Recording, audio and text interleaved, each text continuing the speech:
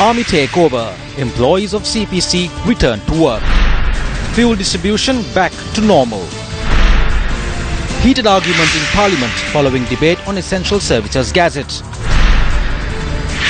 Minister Ravi Khanna Naik fails to appear before the Bond Presidential Commission. Minister Dr. Ravi Khanna criticizes the manner in which student activist was arrested. A very good evening. This is Primetime News. We are coming to you live and direct from our Newsfirst studios in Colombo this evening. I'm Joel Outscoon. A very good evening. I'm Mahina Bongso. Here's a look at the stories in detail.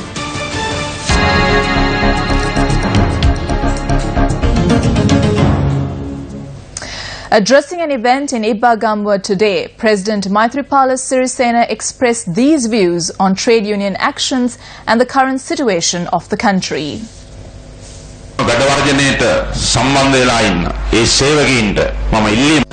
I need to say this to the workers who are engaging in a strike action.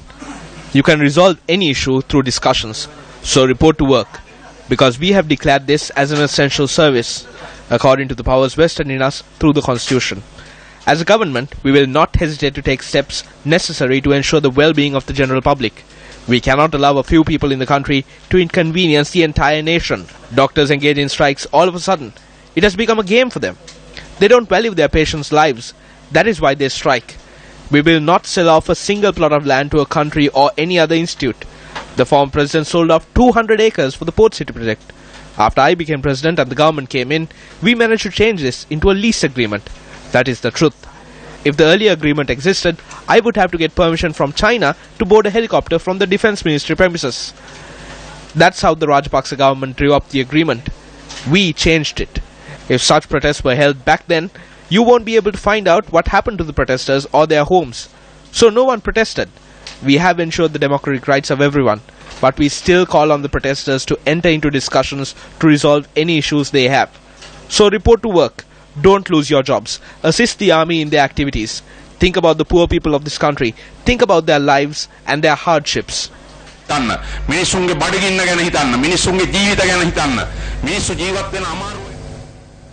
Employees of the Petroleum Corporation reported to work once again this afternoon after having launched a trade union action yesterday. Representatives of the Petroleum Trade Unions Collective said its workers agreed to return to work in order to provide essential services. The Petroleum Trade Unions Collective launched a strike action in protest against the handing over of the China Bay oil tanks to India and Hambantota Port oil tanks to China. The fuel distribution process at petroleum storage terminals in Kolonnava, Muthurajavela, Anuradhapura and Peradeniya were hampered as a result of the strike action. Following the announcement that these services have been declared as essential services as of midnight yesterday, the armed forces were dispatched to the Kolonnava and Muthurajavela petroleum storage terminals. The police had to be dispatched to the Kolonnava petroleum storage terminal as its employees did not allow the armed forces to enter the premises.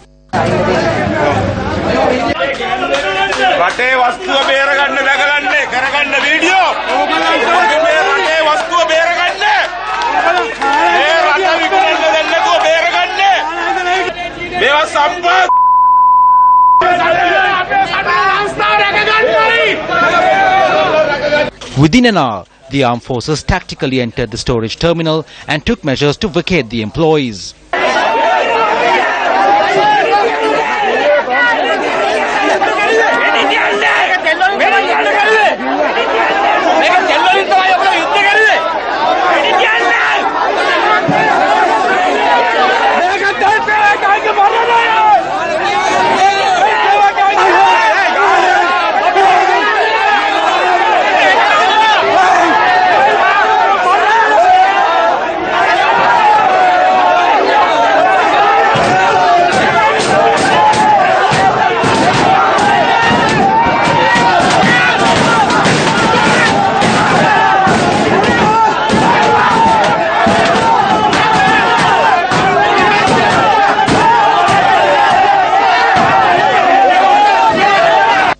Even though a large group of employees reported to work this morning, they were not allowed to enter the premises of the storage terminal.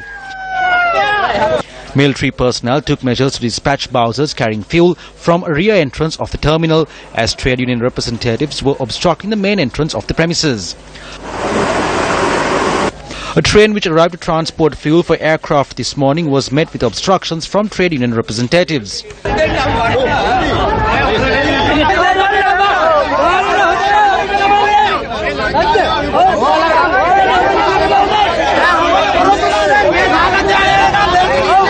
Thereafter, the police, citing a court order, granted the trade union representatives 20 minutes to move before enacting the court order. With the 20-minute period granted coming to an end, the court order came into action, prompting the police and police special task force to arrest several trade union activists.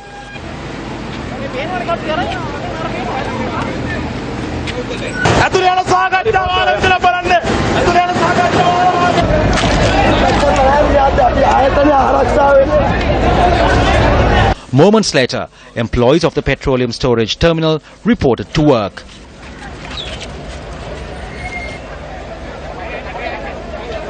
Sixteen trade union representatives who were taken into custody were later released on police bail. We came to an agreement that we will recommence essential services and that we would be given a discussion with the President at 6:30. Security forces personnel were also dispatched to the petroleum storage terminals in Anuradhapura and Kandy today. The distribution of fuel has now been restored.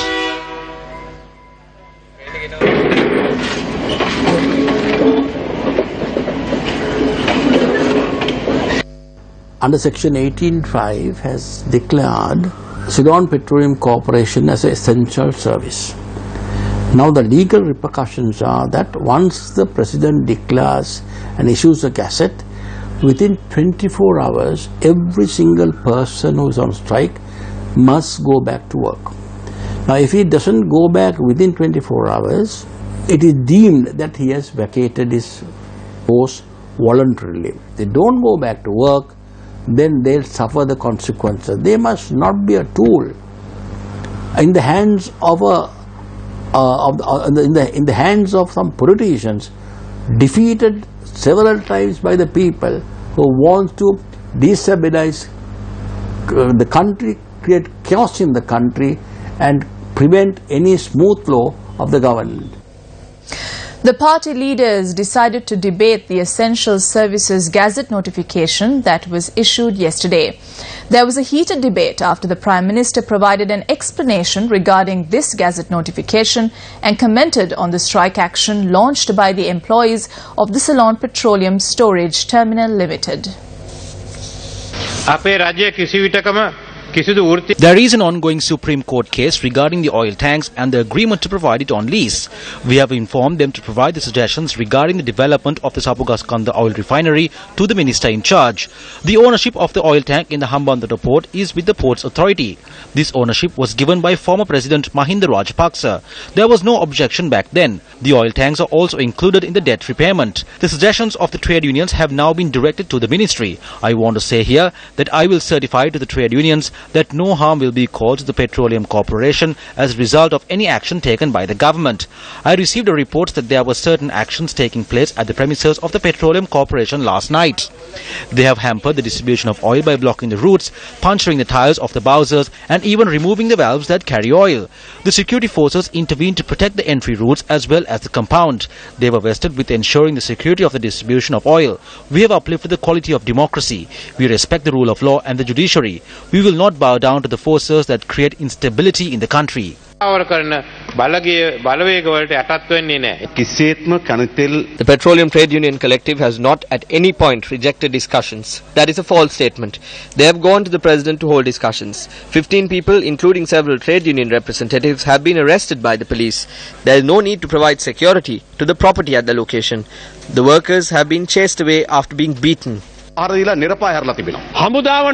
the army presses a wrong button, the situation will be very dangerous. Do you not know why they engage in a strike? Do not act like babies. Oil is flammable. Understand this.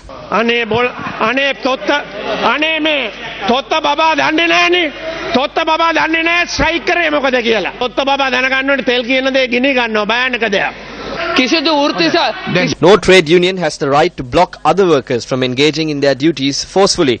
They have attacked the people who entered the premises using eggs. They have tried to disrupt this. The army was dispatched to protect the oil refinery. Even Marik Kari is saying that the army was sent for the protection. The Honourable Prime Minister said that the army was sent to distribute oil. Who is telling the truth? We want an answer. No one was asked to shoot. This is not Valivaria. This is Kolonnava. We will not shoot anyone.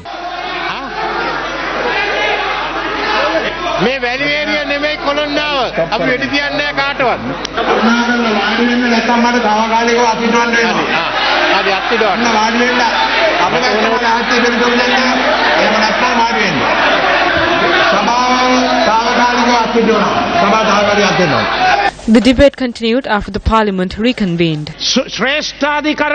There is a case at the Supreme Court that has still not been taken up. This was filed by Dr. Gunaruwan. Stop signing this agreement. You cannot give Hambantota. No one spoke of a court case in Hambantota. We will not arrest anyone and keep them. We will take statements and send them off. We have not split blood here. Do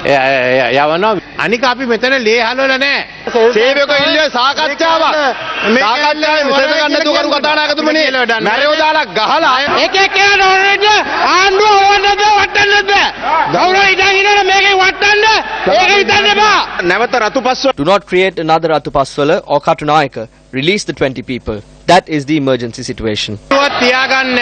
We will not hold anyone. We will obtain a statement and let them go.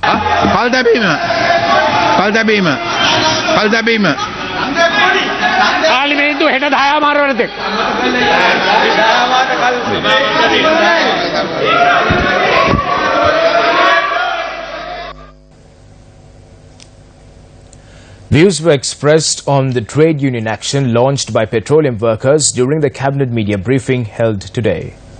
We will not govern the country according to the whims of a trade union. The cabinet will decide on the Hambantota port. The cabinet will decide on the oil tanks. Then these decisions will be discussed in parliament. That is why those institutions are there. Where is it said that we must discuss these things with trade unions? If there are things that affect you, resort to trade union actions, but don't take such actions based on politics.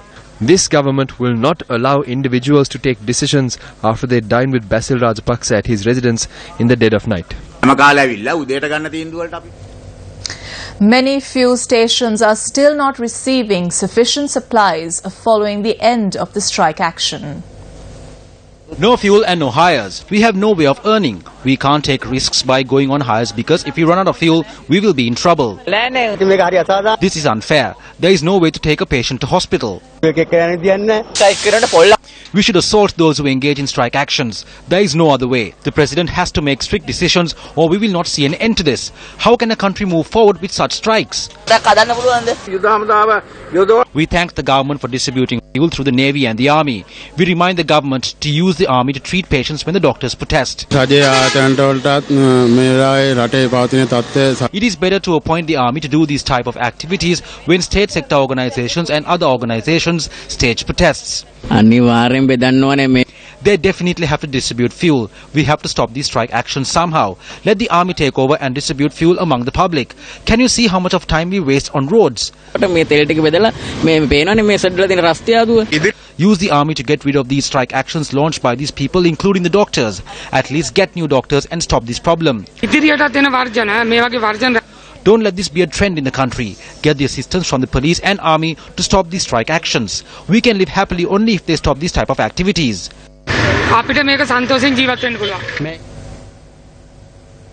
The supply of electricity to a number of areas in the country has been disrupted due to the failure of meeting the electricity demand for the day.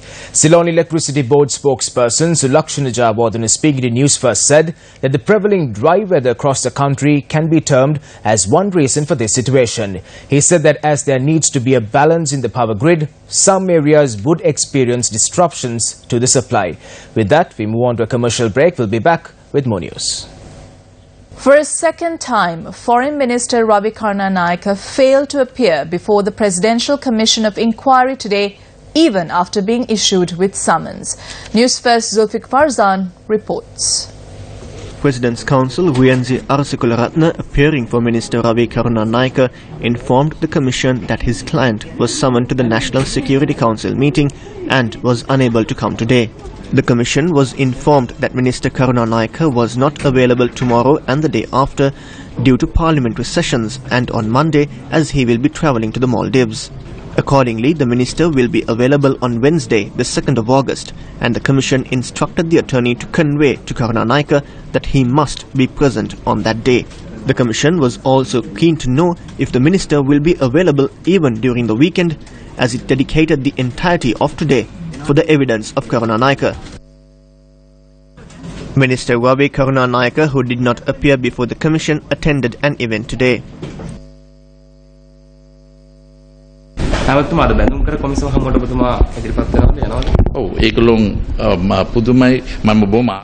They are surprised and I am proud. A cabinet minister from this government is summoned before this independent commission. Nothing has been done against those who were in the former regime. I was summoned on the day that cabinet meets. We informed them through our attorneys. I could have gone at any time. I am surprised of this delay. For over 6 months, we made open statements in Parliament. This is nothing new. This is simply defamation of character. We have our assets and liabilities.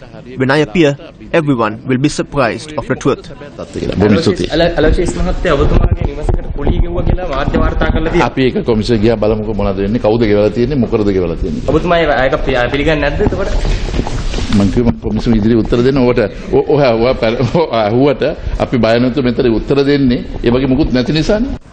There's very serious allegations made against the Minister Ravi Khanna Naik. I would have expected him to come rapidly to court and answer them, because then he could have won the confidence of the people. So even if it is not done, it is possible for the Commission to take steps by failure to give evidence, or on the basis that there's contemptuous behavior before the Commission, or else if there's a duty on the part of the Prime Minister, the head of the UNP, to find if any member of the United Party has brought it into disgrace, then they must have an inquiry, given an opportunity to explain and take necessary action. If the Prime Minister does not do it, then the President must do it, because these are not matters that can be trifled with. Minister Ravi Khanna Naik will appear before the Presidential Commission. We'll have to see how he responds. The case is never one-sided. A ruling will not be delivered simply on the evidence of a witness. He has requested for a few days and he will appear before the Commission this week or the next week.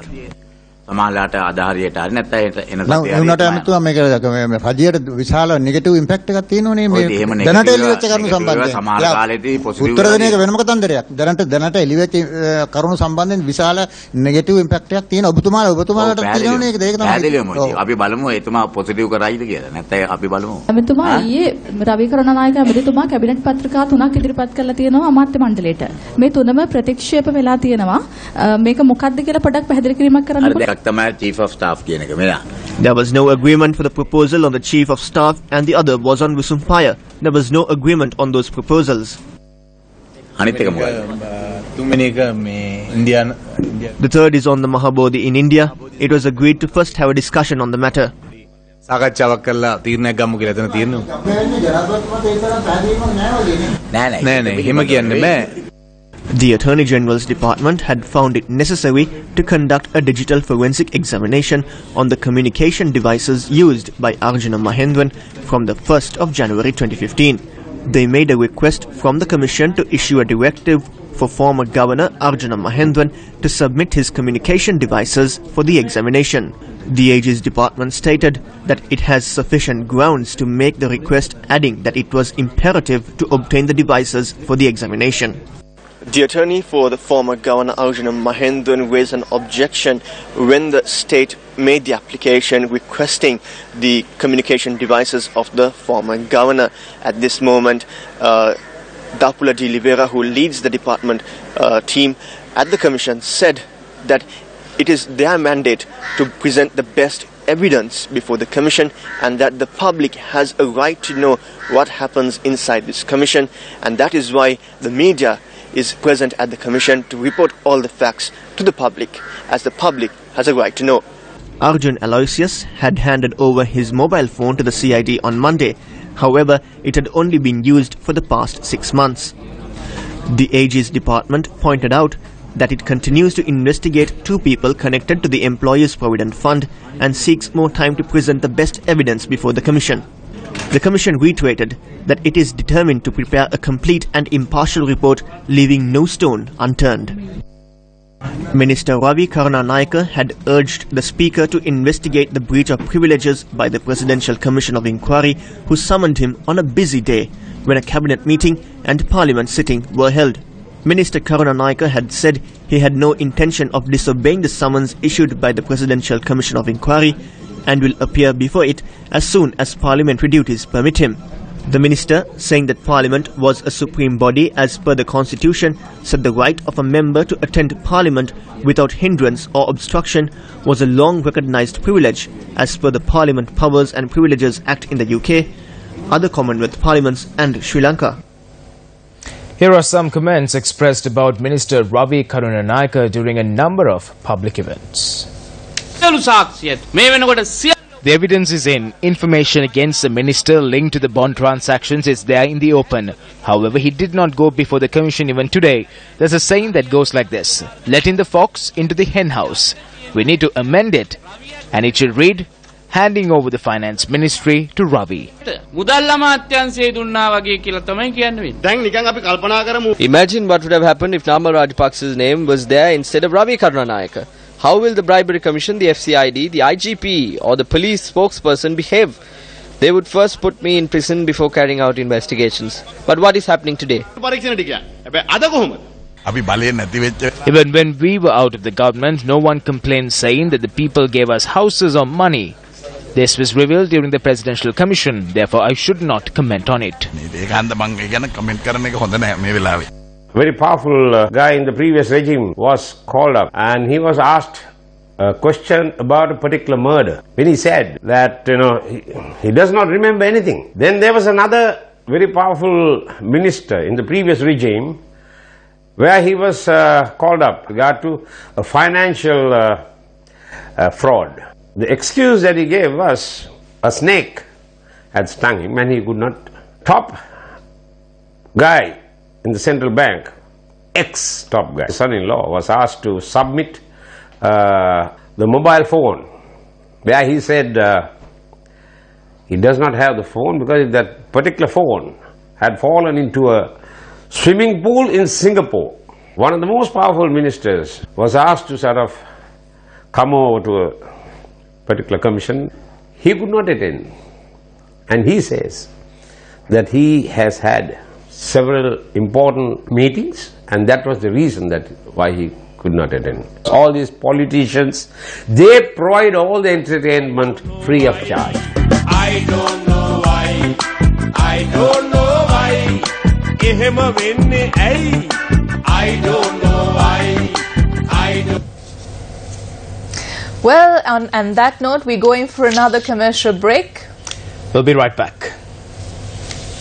Welcome back to the news. Early this evening, Deputy Minister Dr. Harsha De Silva challenged an audience at the Sri Lanka Economic Summit 2017 on their honesty when it comes to giving bribes to get things done in business. I'm going to ask a question and you have to be honest. Okay? I want people here who have not paid a bribe to the municipality or to the Pradeshiya Sabhava or to some government agency to get a job done. Stand up.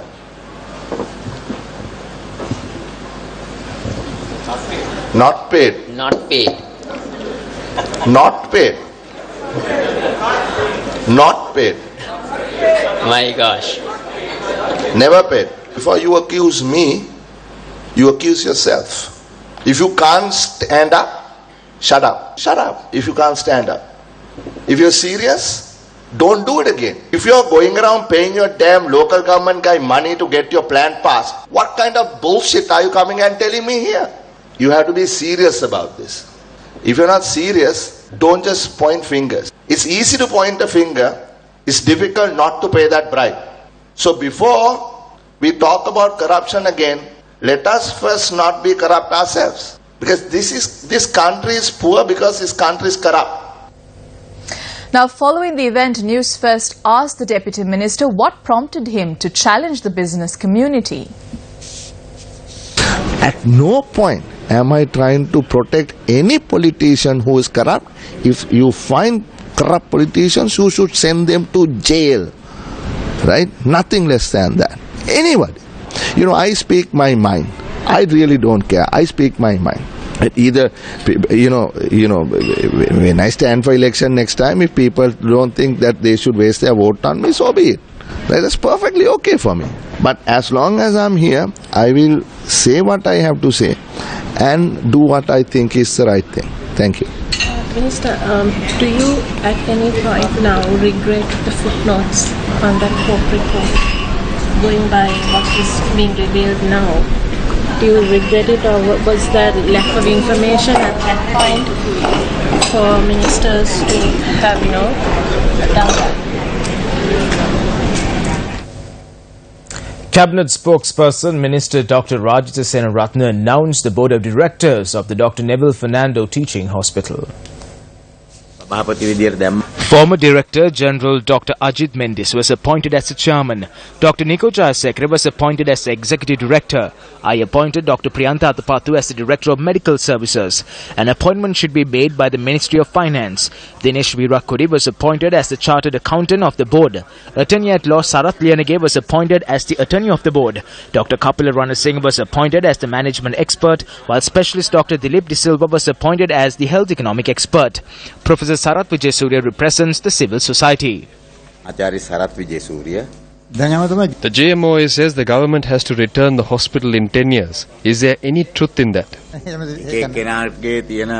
Is there something like that? I cannot do anything about silly statements made by certain people. The government makes the decisions, not the GMOA. When Minister Sagala Ratnayaka apologized yesterday in Parliament, it meant there was something wrong in the manner in which Ryan Jayalat was arrested, and they wanted to see if there was a problem. Those are two different matters. These arrests were made based on court orders, but the manner in which the arrest was made was unacceptable. The police officers in our country have their own uniforms. The CID can go in civil wear, and that is right. But they shouldn't have gone to this meeting. Rohan Jayavira and Ryan Jayalat are two different people. Do they need this many officers to arrest a student?